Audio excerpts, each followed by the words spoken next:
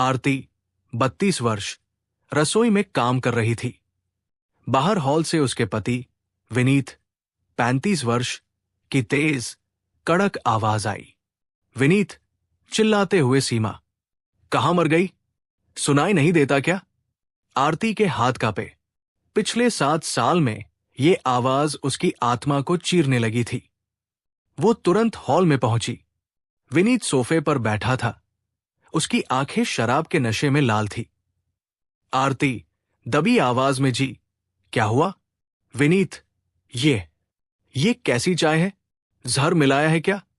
मेरे मां बाप ने तुम्हें दहेज में सिर्फ ये घटिया आदतें सिखाई हैं। वो गुस्से में उठा और चाय की पूरी गर्म प्याली आरती के हाथ पर उड़ेल दी। आरती दर्द से कराहते हुए आह। विनीत मुंह पर हाथ रखते हुए, एक और आवाज निकली तो जुबान खींच लूंगा। चुपचाप जा और दूसरी चाय बना। और हां, अगर ये बात तेरे मायके वालों तक पहुंची तो तेरा वो हाल करूंगा कि कोई पहचानने लायक नहीं रहेगा। आरती जलते हुए हाथ को नल के नीचे ले गई। ठंडे पानी से जलन थोड़ी कम हुई, पर अपमान और डर की आग भीतर भड़क रही थी। रसोई की चौखट पर 6 साल की रिया, उनकी बेटी, खड़ी थी। उसने मां को दर्द में देखा और डर से अपनी आंखें बंद कर ली। केस दर्ज हो चुका था। आरती तलाक, गुजारा भत्ता और बच्चों की कस्टडी के लिए लड़ रही थी। उसका केस लड़ रही थी सामाजिक कार्यकर्ता वकील अदिति मेहता। कोर्टरूम में विनीत सफेद कुर्ता पायजामा पहने, माथे पर चंदन लगाए खड़ा था।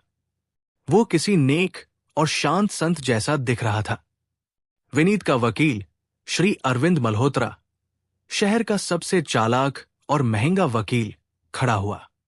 मल्होत्रा, जज से योर ऑनर, मेरी मुवक्किल आरती देवी ने अपने पति पर बेबुनियाद और मनगढ़ंत आरोप लगाए हैं। ये चोट के निशान? ये तो सीढ़ियों से फिसलने से आए हैं। इनकी आदत है बातों को तिल का ताड़ बनाने की। ये तो एक झगड़ालू और पैसे की लालची महिला है जो मेरे मुवक्किल की जायदाद हड़पना चाहती है। अदिति आपत्ति जताते हुए, ऑब्जेक्शन योर ऑनर, ये मेरे मुवक्किल के चरित्र पर हमला है। मल्होत्रा, मैं साबित करूंगा। दर्शक दीर्घा की ओर देखकर, मैं मिसेस सुधा शर्मा, पड़ोसन को गवाही के लिए बुलाना चाहूंगा। आरती की धड़कनें तेज हो गई। उधा आंटी ही थी जिसने कई बार उसकी चीखें सुनी थी। अदिति सुधा से, मिसेस शर्मा, क्या आपने कभी आरती के घर से चीखने या झगड़ने की आवाजें सुनी हैं? सुधा ने एक पल के लिए विनीत और फिर मल्होत्रा की तरफ देखा। उनके चेहरे पर डर साफ था। सुधा धीमी आवाज में, नहीं सुनी। हां, पति पत्नी में छोटी मोटी बहस तो होती ही रहती है, मगर मैंने आरती को कई बार देर रात किसी और से छिप कर फोन पर हंसते हुए बात करते जरूर सुना है। आरती को लगा जैसे आसमान गिर पड़ा हो। वो चिल्लाई, झूठ, ये झूठ बोल रही है, मैंने कभी ऐसा नहीं किया। मल्होत्रा सफल मुस्कान के साथ, देखा जज साहब, इन्हें अपने झूठे अहंकार के लिए पैसे चाहिए, इसीलिए ये इस पवित्र रिश्ते को तोड़ रही है। केस लगभग विनीत के पक्ष में जाने वाला था। मल्होत्रा ने अपना अंतिम तर्क रखा।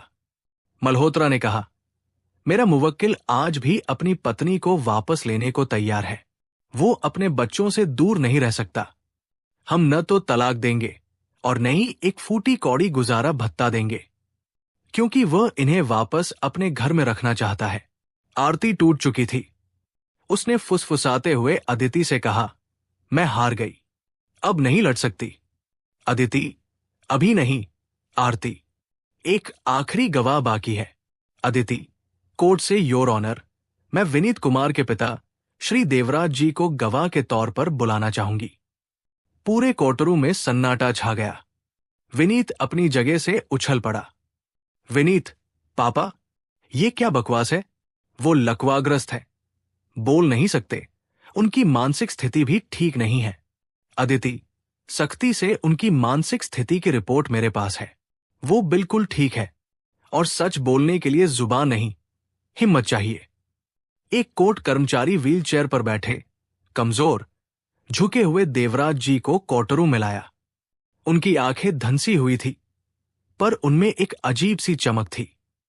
अदिति देवराज जी से सफेद बोर्ड दिखाते हुए, देवराज जी, क्या आप अपनी बहू आरती पर लगे आरोपों पर कुछ कहना चाहेंगे? क्या आरती झगड़ालू और लालची है? देवराज जी ने कांपते हाथों से मारकर उठाया। कई बार कोशिश करने के बाद उन्होंने बोर्ड पर एक शब्द लिखा, देवी है। विनीत का चेहरा गुस्से से लाल हो गया। मल्होत्रा घबरा गया। अदिति, अगला सवाल देवराज जी, आपने अपने बेटे को बहू के साथ कैसा व्यवहार करते देखा है? क्या उसने कभी आरती को मारा है?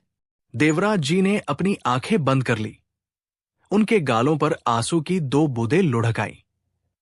उन्होंने अपनी पूरी ताकत बटोरी और बोर्ड पर लिखा, गर्म चाय से जलाया, रोज मारता। और फिर अदिति ने अंतिम निर्णायक सवाल पूछा। अदिति शांत पर मजबूत आवाज में, देवराज जी, आप अपने बेटे विनीत को सिर्फ एक शब्द में क्या कहेंगे? देवराज जी ने विनीत की तरफ देखा, जो अब हक्का बक्का खड़ा था। उनके हाथ की नसें तंग गई। उन्होंने मार्कर को जोर से पकड़ा और केवल एक शब्द लिखा, राक्षस। शब्द पूरा होते ही मार्कर उनके हाथ से छूट गया। कोर्टरूम में एक पल का भयानक सन्नाटा छा गया। फैसला कुछ ही देर में सुनाया गया। जज सख्त आवाज में, श्री देवराज जी के साहसिक बयान और अन्य गवाहियों के आधार पर यह अदालत इस नतीजे पर पहुंची है कि विनीत कुमार को 7 वर्ष की सख्त कैद और उसकी मां को 2 वर्ष की कैद की सजा सुनाई जाती है। आरती देवी को तत्काल प्रभाव से तलाक दिया जाता है। विनीत कुमार को 50 लाख रुपए का स्थायी गुजारा भत्ता और बच्चों की परवरिश के लिए हर महीने 50,000 रुपए देने का आदेश दिया जाता है। घर और बाकी संपत्ति का आधा हिस्सा आरती और बच्चों के नाम किया जाता है। फैसला सुनकर आरती फूट फूट कर रो पड़ी। ये आंसू दर्द के नहीं, बल्कि न्याय और जीत के थे। आरती ने एक नई जिंदगी शुरू की। वो अपने ससुर देवराज जी को अपने साथ ले आई और उनकी देखभाल की। वो जानती थी कि आज अगर वो खुली हवा में सांस ले रही है तो सिर्फ उस एक लकवाग्रस्त बलिदानी पिता की आखिरी गवाही की वजह से।